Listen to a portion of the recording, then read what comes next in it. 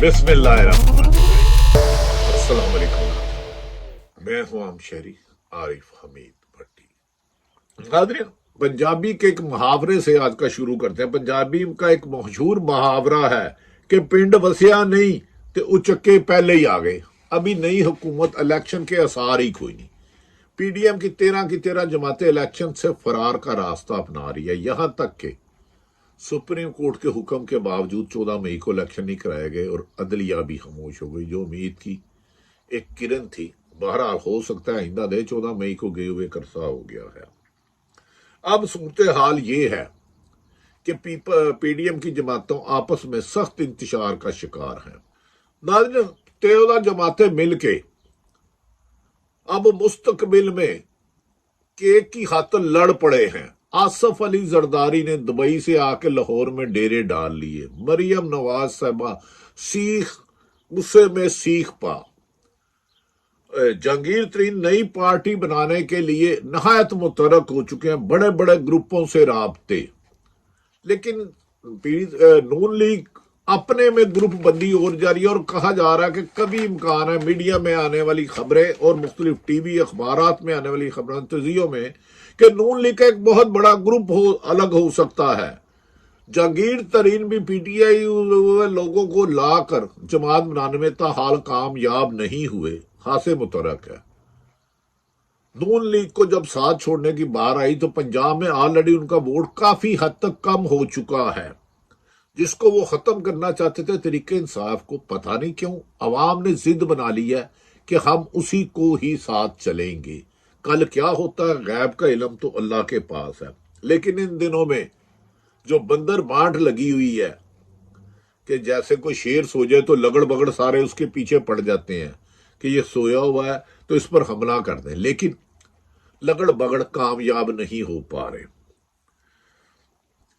تحریک انصاف جس کو ختم کرنا چاہ رہے تھے، بہت لمبی لائن لگی ہوئی ہے، سینکڑوں ہزاروں لوگوں کو جیلوں میں گرفتار کیا گیا ہے، اور جب تک وہ سیاسی پی ٹی آئی کے مطابق اپنی سیاسی وابستگی نہ چھوڑے انہیں رہا نہیں کیا جاتا، اور اس کی سینکڑوں مثالیں ہیں۔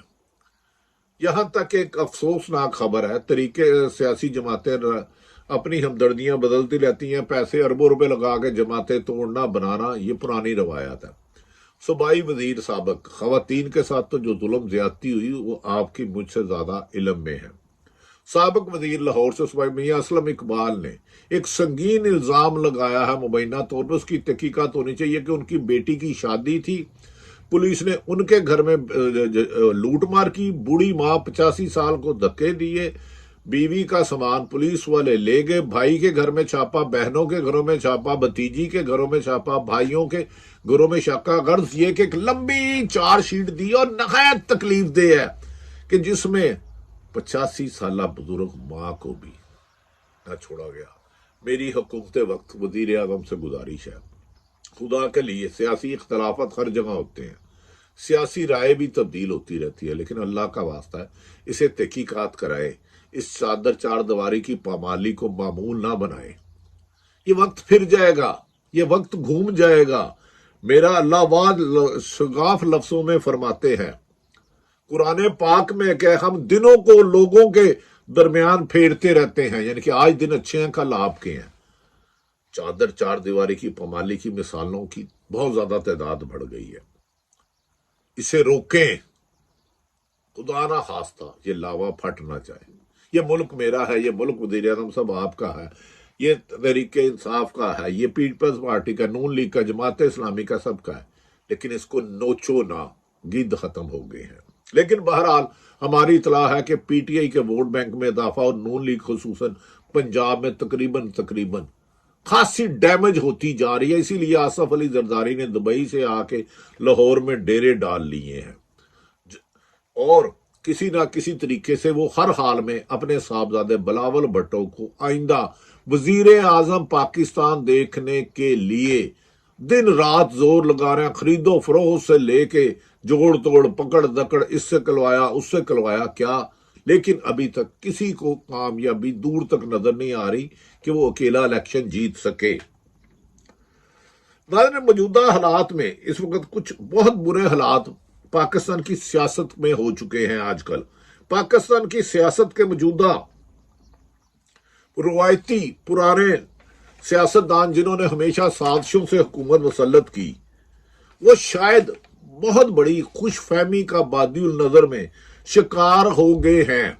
वो समझते हैं कि उनकी मुखालिफ जमात जिन्हें 2018 में उनको शिकस्त दी थी, यानी कि तहरीके इंसाफ, वो उसका वोट बैंक कम हो गया, लेकिन जब अवाम की पल्स ली तो उसके वोट बैंक में बेपनाह इजाफा हो गया। नून लीग का वोट बैंक कर खुसूसन पंजाब में बहुत ज्यादा डैमेज हुआ है। तो अगर पंजाब में नून लीग के डेंट डालकर पीपल्स पार्टी ले जाती है तो मरियम नवाज भी मुतरक हो गई है, और उन्होंने अनकरीब कहा जा रहा है कि पीपल्स पार्टी और नून लीग एक दूसरे के सामने होंगे, क्योंकि नवाज शरीफ शहबाज शरीफ की कारकर्दगी से खुश नहीं है। वो कहते हैं 14 महीने हो गए मैं पाकिस्तान आ नहीं सकता, जबकि उनके रुकावट कोई नहीं है। मरियम नवाज को वजीर आज़म बनाना चाहती है, और कई सीनियर रहनुमाओं ने कहा कि हमने ये खानदानी जमीन नहीं कि ये टुकड़ा मेरे हिस्से आ गया, खानदान का ये हिस्से आ गया।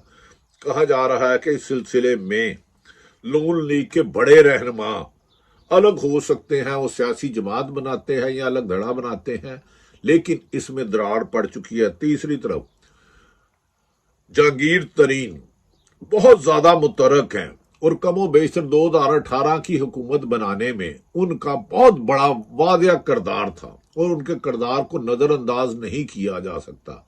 उनके मुतरक होने की वजह से ही 2018 में तरीके इंसाफ की हुकूमत बनी। अब तरीके इंसाफ के बड़े बड़े दड़ों से वो दिन रात राब्ते में है। इस दौरान एक कर्नल हाशम डोगर जो कसूर से एमपीए हैं, वो भी एक अलग ग्रुप बनाना चाहते हैं। जहांगीर तरीन के ग्रुप में बादिउल नजर में ज्यादा है, लेकिन अभी तक वो इस पोजीशन में नहीं आए कि वो पूरे मुल्क में बना सके। कराची केपीके में उन्हें कोई बड़ी कामयाबी नहीं हुई। दूसरी तरफ हर रोज जहांगीर तरीन अपने पुराने तरीके इंसाफ के लोगों को बुलाकर मीटिंगें कर रहे हैं, और नई सियासी जमात बनाने के लिए उसका नाम भी रजिस्टर्ड अवाम दोस्त पार्टी या इसी किस्म के कोई नाम, 2-3 नाम जेरे गौर है। क्या जहांगीर तरीन 2018 में बनने वाली हुकूमत के निकले हुए लोगों को साथ मिला पाते हैं? इसमें भी अभी तक कोई बहुत बड़ी कामयाबी नहीं हुई। ताहम पीपल्स पार्टी और नून लीग से ज्यादा बड़ा ग्रुप बज़ाहिर बादिउल नजर में आज इस वक्त तक जहांगीर तरीन बना सकते हैं, लेकिन जब तक वो पार्टी में ऐलान नहीं करते और उनके साथ लोग प्रेस कॉन्फ्रेंस नहीं करते, उस वक्त तक कोई सवाल, इसमें क्वेश्चन मार्क रहेगा। दूसरी तरफ नाज़रीन, अवाम ने भी जिद बना ली है कि आपने जिसको हमने 2018 में लाया था, आपने 22 में भेजा, हम उसी को लाएंगे। अब जीतता कौन है, हारता कौन है?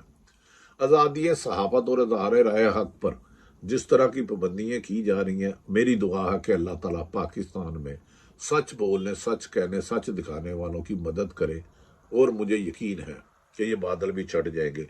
दूसरी तरफ ना सर है ना पाँव है, काफ लीग चौधरी शुजात साहब ने बना ली, नहायत हमारे काबिल दोस्त, जो इस सरवर वाहिद आदमी उनकी जमात में है। बाकी काफ में ना लीग है ना काफ है। अब कहा जा रहा है कि काफ लीग कोशिश कर रही है कि अगर इलेक्शन होते हैं तो उसके लिए नून लीग के साथ राब्ते करके कुछ बड़े सीटें ली जाए, जिस पर नून लीग मानते हुए नजर नहीं आ रही। उनकी पोजीशन पहले ही बेहतर नहीं है। दूसरी तरफ मौजूदा हालात में पीडीएम की 14 जमातों ने जब बैठ के देखा कि ऐसे हालात में इलेक्शन में हमारा जीतना मुमकिन नहीं, कहा जा रहा है कोशिश की जाएगी कि मार्च 2024, अगले साल मार्च 2024 तक इलेक्शन कराए जाए। तो आइन की क्या बात है? आइन में तो 90 दिन में इलेक्शन कराने लिखा था, वो भी पीडीएम की हुकूमत ने नहीं माना। सुप्रीम कोर्ट का हुक्म था, वो भी नहीं माना। उनके खिलाफ जल्द से जुलूस पीडीएम ने एहतजाज किया सुप्रीम कोर्ट के बाहर 144 के बावजूद, और जजों को जान से मार देने की धमकियां हुई। तो लिहाजा पाकिस्तान में अगर ताकतवर कानून तोड़े तो वो हुक्मरान होता है। अगर मजलूम आदमी आवाज़ हक बुलंद करे, अपना हक मांगने की कोशिश करे, अपनी ज्यादती की निशानदेही करे, तो वो दहशतगर्द कहलाता है। अल्लाह करे कि पाकिस्तान में हर मुहिब्बे वतन की जान माल महफूज रहे, और पाकिस्तान महफूज है तो हम भी मजबूत हैं। ये वो सूरत हाल है, सियासी सूरत हाल। देखे कि پی ٹی آئی کو ختم کرنا بظاہر ابھی تک ممکن نظر نہیں آتا. کل کیا ہوگا؟ اللہ تعالیٰ پاکستان کا حامی و ناصر ہو. پاکستان زندہ باد.